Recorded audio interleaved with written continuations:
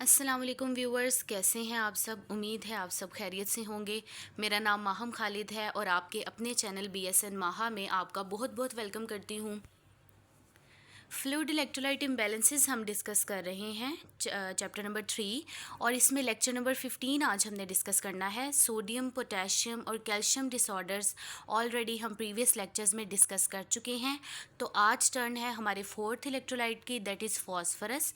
तो one by one हम इनको स्टार्ट करते हैं, इसको स्टडी करना।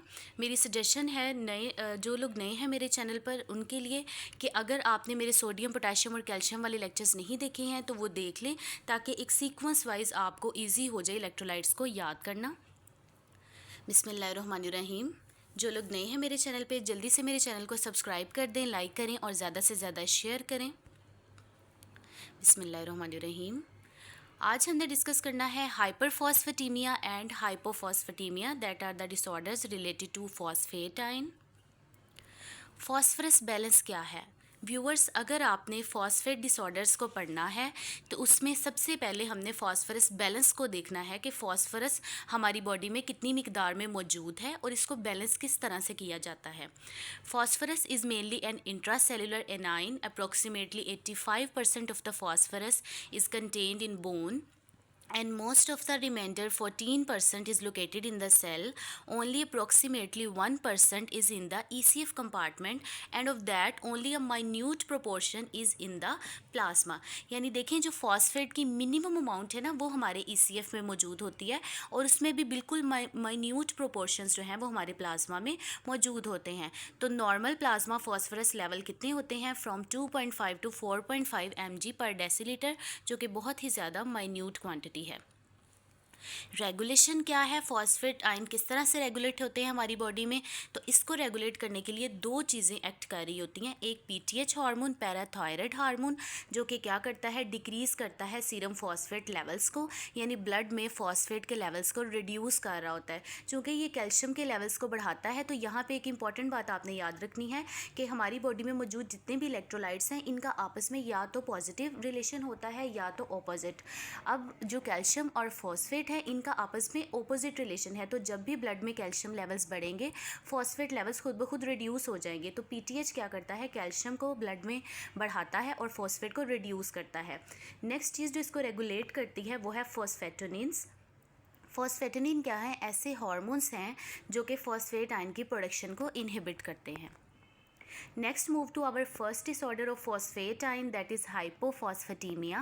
Hypophosphatemia is commonly defined by a plasma phosphorus level of less than 2.5 mg per deciliter in adults. यानी अगर हमारे ब्लड में जो फॉस्फेट है उसके लेवल्स 2.5 से रिड्यूस हो जाएं, ठीक है, almost less than 1 mg per deciliter और 2.5 mg per deciliter, तो this is called hypophosphatemia. Emia means blood, hypo means reduced and phosphate means phosphate levels. That means reduced level of phosphate in our blood. Causes क्या हैं हाइपोफॉस्फेटीमिया के?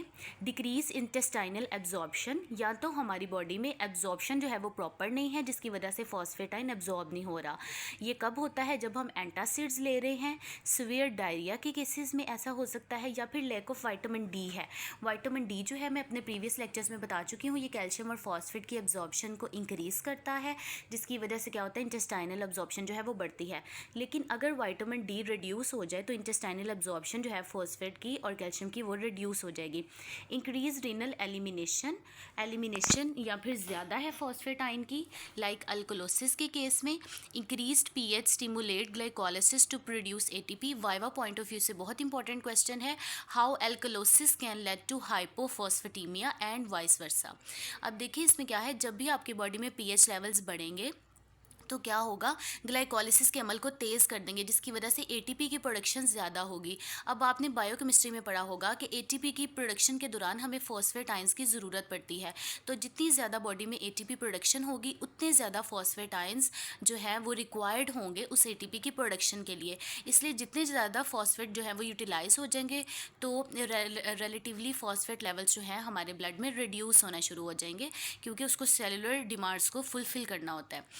उसके बाद next process जिसकी वजह से एलिमिनेशन बढ़ती है हाइपर पैराथायराइडिज्म के केस में, as I have already told कि जो पीटीएच हार्मोन है वो क्या करता है, जब वो एक्सेस में होता है तो वो इसकी इंटेस्टाइनल अब्जॉर्प्शन को रिड्यूस कर देता है फॉस्फेट की। डायबिटिक कीटोएसिडोसिस के केस में हो सकता है hypophosphatemia, insulin causes a shift of phosphate into the intracellular compartment plus phosphaturia. अब डीकेए की वजह से दो इम्पैक्ट आते हैं। एक तो ये होता है कि इंसुलिन क्या करता है, फॉस्फेट को इंट्रासेलुलर शिफ्ट कर देता है, that means from extracellular to intracellular compartment. That means जो एक्स्ट्रा सेलुलर कंपार्टमेंट है जो कि हमारी इंट्रावेस्कुलर स्पेसिस है उसमें फॉस्फेट के लेवल क्या हो जाएंगे, रिड्यूस हो जाएंगे, या फिर फॉस्फेटूरिया हो जाएगा, यानी यूरिन में फॉस्फेट के लेवल्स जो है वो बढ़ जाएंगे, यानी फॉस्फेट एक्सक्रीशन जो है वो ज़्यादा हो जाएगी। रेनल ट्यूब्यूलर एब्जॉर्प्शन डिफेक्ट की सूरत में भी रेनल एलिमिनेशन बढ़ती है। मैनिफेस्टेशंस क्या हैं हाइपोफॉस्फेटीमिया की? Lab values as I have already discuss, serum level below 2.5 mg पर decilitre in adults and 4 mg पर डेसीलीटर इन चिल्ड्रन।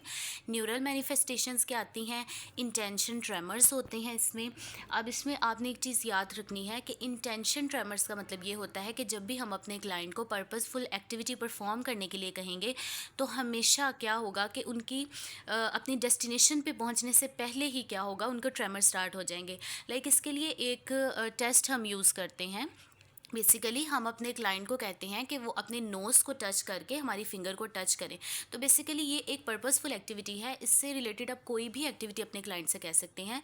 तो पेशेंट जो है, जो हाइपोफॉस्फेटीमिया का पेशेंट है, वो कोई भी पर्पसफुल एक्टिविटी विदाउट ट्रेमर्स जो है वो परफॉर्म नहीं कर सकता। यही इसकी सबसे बड़ी क्लिनिकल मैनिफेस्टेशन है।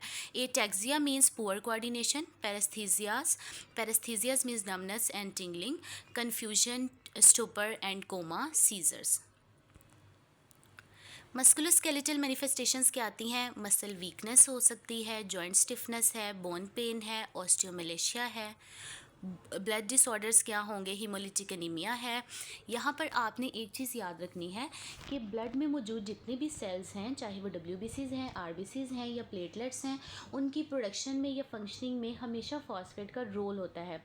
अगर फॉस्फेट हमारी बॉडी में रिड्यूस होता है तो उसकी वजह से हमारे तीनों सेल्स पे इम्पैक्ट आता है।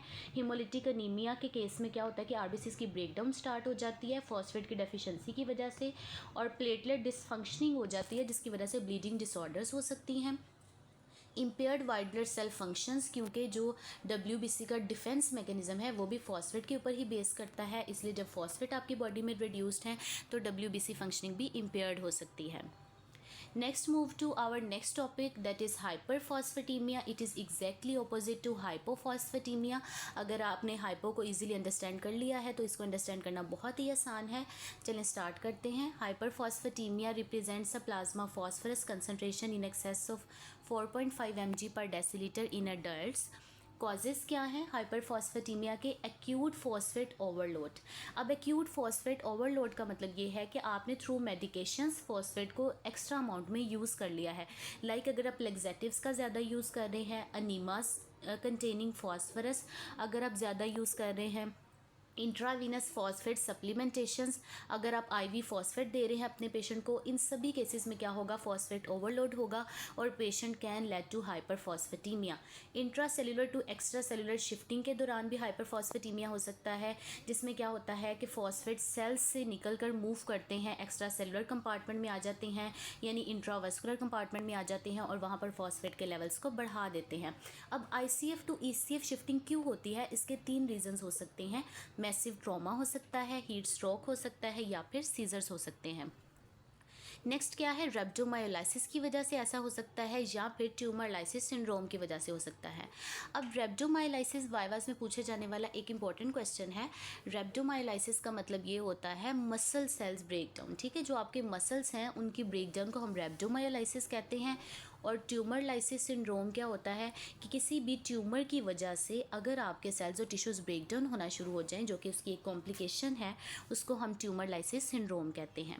नेक्स्ट है इम्पेयर्ड एलिमिनेशन इस केस में। ठीक है, इम्पेयर्ड एलिमिनेशन की वजह से भी हाइपरफॉस्फेटीमिया होगा कि फॉस्फेट आपकी बॉडी से प्रॉपर्ली एक्सक्रीट आउट नहीं हो रहा, किडनी फेलियर के केस में हो सकता है, या फिर हाइपोपैराथायराइडिज्म के केस में हो सकता है, क्योंकि PTH हार्मोन्स डेफिशिएंट हैं तो वो क्या करेंगे, ब्लड में फॉस्फेट के लेवल्स को बढ़ा देंगे। मैनिफेस्टेशंस क्या आती हैं जी? Lab values, serum level above 4.5 mg per deciliter in adults and 5.4 mg per deciliter in children as well. Neuromuscular manifestations क्या आएंगी? Reciprocal decrease in serum calcium. यहाँ पर एक चीज़ आपने नोटिस करनी है कि कैल्शियम और फॉस्फेट का आपस में ऑपोजिट यानी इनवर्स रिलेशन है। जब भी फॉस्फेट हमारे ब्लड में बढ़ता है कैल्शियम रिड्यूस होता है एंड वाइस वर्सा। तो कैल्शियम और फॉस्फेट के इस इन्वर्स रिलेशन की वजह से होता है कि जब कैल्शियम आपके ब्लड में डिक्रीज़ होते हैं तो फॉस्फेट के लेवल बढ़ जाते हैं, जिसकी वजह से जो साइंस हमने हाइपोकैल्सीमिया में पढ़े थे ना, जिसमें न्यूरोमस्कुलर एजिटेशंस इंक्रीज़ हो जाते हैं, तो same is the case with the hyperphosphatemia, क्योंकि हाइपरफॉस्फेटीमिया के केस में वही साइंस आते हैं जो हाइपोकैल्सीमिया के केस में आते हैं, लाइक पैरास्थीजियास, टेटनी हो सकता है, ठीक है। मस्कुलर जो रिजिडिटी है एक्स्ट्रा, उसको हम टेटनी कहते हैं। कार्डियोवैस्कुलर मैनिफेस्टेशंस क्या आएंगी? हाइपोटेंशन हो सकती है, कार्डिक रिथमियाज आ सकते हैं। That's all about this topic. अगर आपको ये टॉपिक अच्छा लगा हो, इन्फॉर्मेटिव लगा हो, इसकी समझ आई हो, तो प्लीज़ मेरे चैनल को सब्सक्राइब करें, लाइक करें और ज़्यादा से ज़्यादा शेयर करें, क्योंकि पोस्टर एंड फर्स्ट ईयर के स्टूडेंट्स के लिए मेरा चैनल बहुत ही ज़्यादा इंपॉर्टेंट है। इसमें ACN के कंप्लीट लेक्चर्स आपको 1 by 1 content wise easy notes में ईजी अंडरस्टैंडिंग के साथ मिल जाएंगे, जितना कि यूनिवर्सिटी पॉइंट ऑफ व्यू से इंपॉर्टेंट है। Thank you very much. मिलते हैं नेक्स्ट वीडियो में। अपना बहुत सारा ख्याल रखिएगा। अल्लाह हाफिज़।